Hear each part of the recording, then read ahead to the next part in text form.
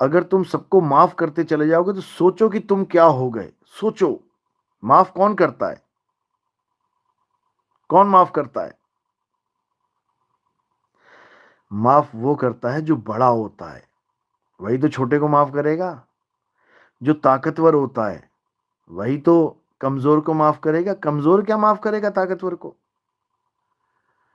तो जब तुम माफ करना शुरू कर देते हो तो माफ करते करते करते करते तुम्हारा दिल इतना बड़ा हो जाता है, इतना बड़ा हो जाता है कि उसमें मालिक समा जाता है, परमात्मा आके विराजमान हो जाता है उसमें। क्योंकि परमात्मा का ही गुण तुम,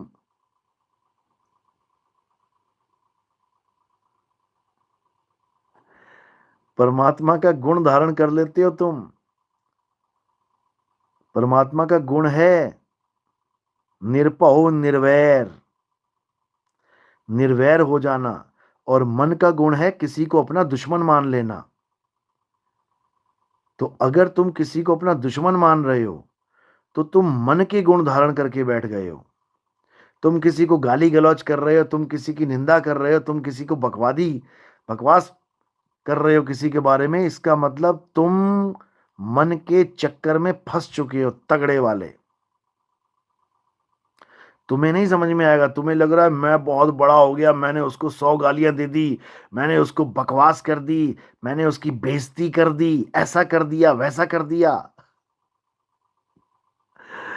तुम एक नंबर के बेवकूफ बन गए, दुनिया के भी सामने और परमात्मा के भी सामने।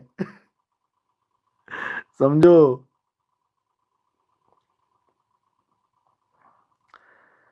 क्योंकि जनता को तुम्हारी असलियत पता लग गई कि तुम कितना जहर लेके बैठे हो अंदर, तभी तो निकल रहा है। और अगर तुम्हारे अंदर आनंद है तो तुम्हारे मुंह खोलते ही आनंद की बारिश होने लग जाएगी। तो इसलिए जहां दया तहां धर्म है, जहां लोभ तहां पाप, जहां क्रोध तहां काल है, और जहां क्षमा तहां आप। तो जहां क्षमा करना तुम सीख गए, अरे बड़े बड़े साधु नहीं क्षमा कर पाते किसी को।